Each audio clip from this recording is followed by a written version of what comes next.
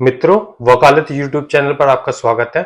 आपको पता है हम कुछ न कुछ किसी न किसी मैटर पे अपने वक्तव्य देते रहते हैं। आज इसी को लेकर वुमेन्स राइट्स के लिए हमने एडवोकेट की सुप्रीम कोर्ट की लॉयर हैं गार्गी मिश्रा जी, और 7 साल का एक्सपीरियंस है। इनको हमने बुलाया कि ये वुमेन से रिलेटेड मैटर पे अपनी बात रखें और उनको जो भी आजकल डे टू डे लाइफ में परेशानी आ रही है उनका वो निवारण कर सकें। तो हमारे साथ गार्गी मिश्रा जी हैं। गार्गी मिश्रा जी, मैं आपसे जानना चाहूंगा कि महिला सुरक्षा कानून को लेकर आप क्या कहना चाहेंगे? देखिए विष्णु जी, महिला सुरक्षा कानून जो है ये सिर्फ एक कानून नहीं है। अच्छा, ठीक है, ये ना एक बंच ऑफ लॉज हैं जो अलग अलग कैटेगरीज में है, जैसे dowry prohibition act, domestic violence act, prevention of sexual harassment act, work place act, और इसी तरीके से सती एक्ट जो अबॉलिश सती प्रथा को अबॉलिश हो गया।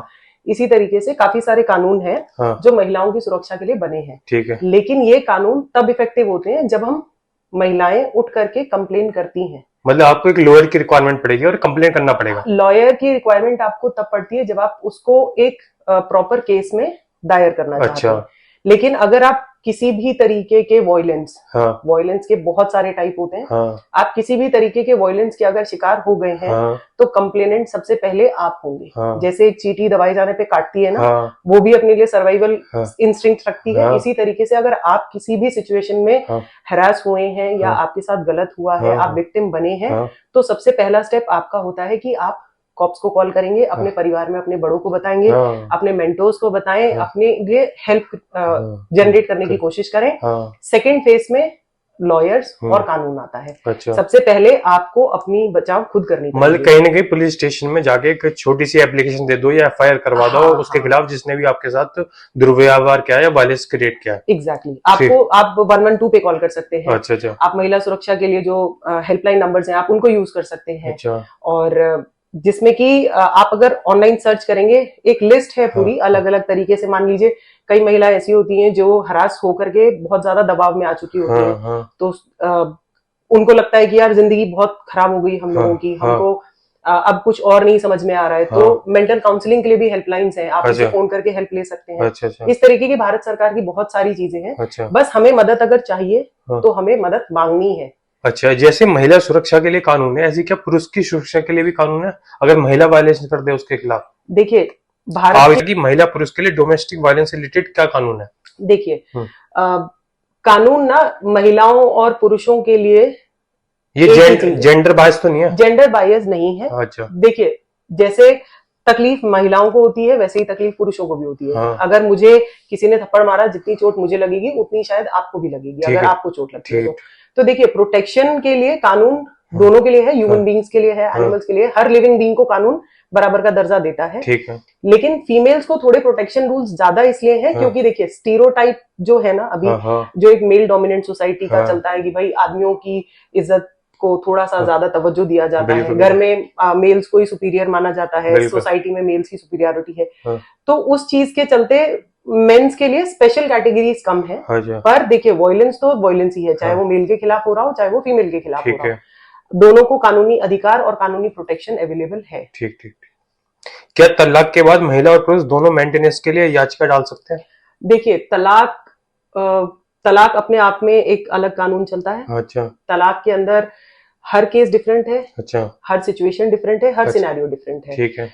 अमूमन ये देखा गया है कि anyone who is dependent on the others, अच्छा, अदर पर्सन, ठीक है, वो मेंटेनेंस मांग सकता है। अच्छा। जिसमें कि कई जगह ये भी होता है कि मान लीजिए घर में सिर्फ बेटी थी, बेटी की शादी हुई, सारी प्रॉपर्टी तो बेटी की थी, अब दामाद रिस्पॉन्सिबल हो गया। मान लीजिए दामाद को बेटी को कुछ हो जाता है तो बेटी के घर वाले जो है मतलब बहू के घर वाले टेक्निकली वो अपने दामाद से एक्सपेक्ट कर सकते हैं कि भाई हमारी हेल्प करो। अच्छा, ठीक है। ये इसीलिए मेंटेनेंस जो है ना और जो हेल्प है ये कानून ये देखता है कि मेल और फीमेल से ज्यादा स्ट्रॉन्गर एंड सपोर्ट रिक्वायर्ड है जिसको उसके बीच में चले। अच्छा। तो जिस हिसाब से जो भी कोऑर्डिनेशन उसमें बैठता है, बाकी ये होता है कि आपको अपने फैक्ट्स कोर्ट में साबित करने होते हैं। अच्छा। जो भी चीज सही कंक्लूड होती है, जो भी चीज सही प्रूव होती है उसके हिसाब से जजेस ऑर्डर देते हैं। ठीक है। क्या शादी के बाद एक एडल्ट्री कानून बना था, एबॉलिश हो गया है, तो उसमें क्या अधिकार थे कि अगर जेंट्स है और लेडीज है उसको क्या क्या अधिकार दिए हुए थे, इसके बारे में थोड़ा डिस्क्रिप्शन दो और इसकी सुप्रीम कोर्ट की रूलिंग भी है उसके बारे में भी बताओ। देखिए, जो आप एडल्ट्री का कानून बता रहे हैं ना, हाँ। एडल्ट्री के कानून को वैसे तो सुप्रीम कोर्ट ने 2018 में एबॉलिश कर दिया था, क्योंकि इसको ये माना गया था कि ये काफी सारे फंडामेंटल राइट्स जो हैं उनको वायलेट कर रहा है, जैसे कि आर्टिकल 14।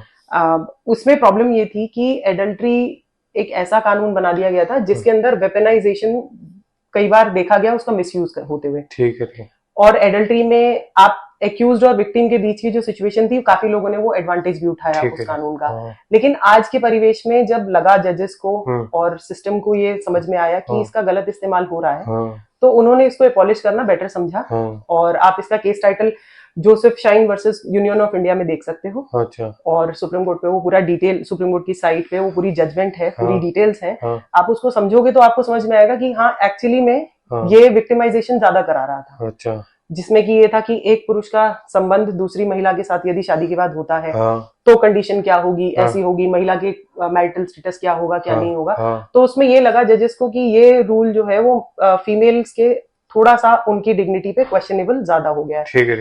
तो इसीलिए इसको अबॉलिश करने का सोचा गया। लेकिन आज की डेट में इस कानून को सुप्रीम कोर्ट ने ये कहा है कि if any person is found unloyal in the relationship, that is not a crime, but that is a very strong ground for divorce। मतलब आप डिवोर्स से मैटर को, अगर आपको लगता है कि आपका पार्टनर आपके साथ गलत चीट कर रहा है किसी भी तरीके से, आप उस चीज को प्रूव कर सकते हैं।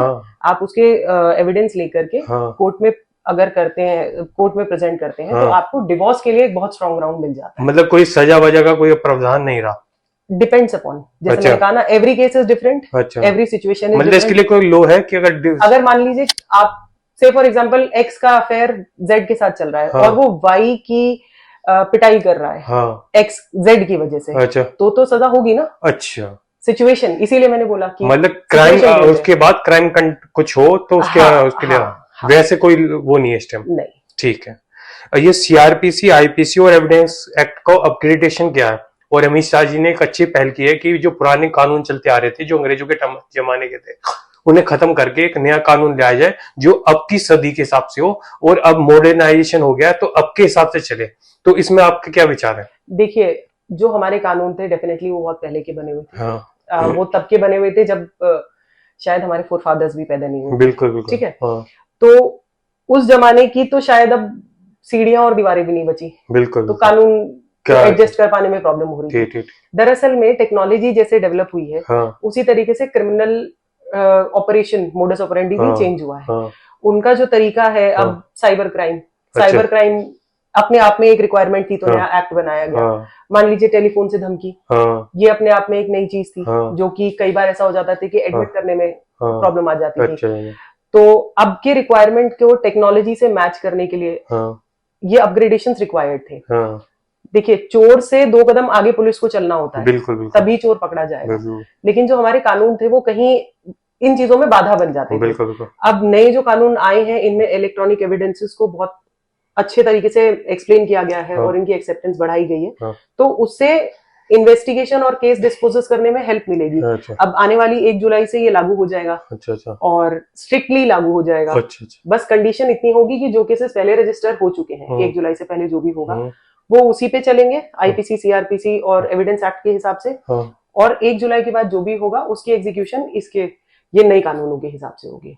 ठीक है। तो अब वकालत यूट्यूब पे आज हमारे साथ थी गार्गी मिश्रा जी, और जिन्होंने काफी अच्छे तरीके से वुमेन्स से रिलेटेड और मेन से रिलेटेड दोनों को ही पक्ष देखते हुए अपने विचार रखे कि दोनों को कहीं ना कहीं कानून में अगर वो जाते हैं तो मदद मिलेगी।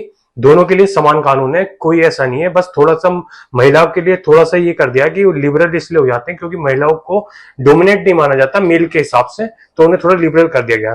तो मैं आपकी यही वाणी को समाप्त करूंगा। धन्यवाद।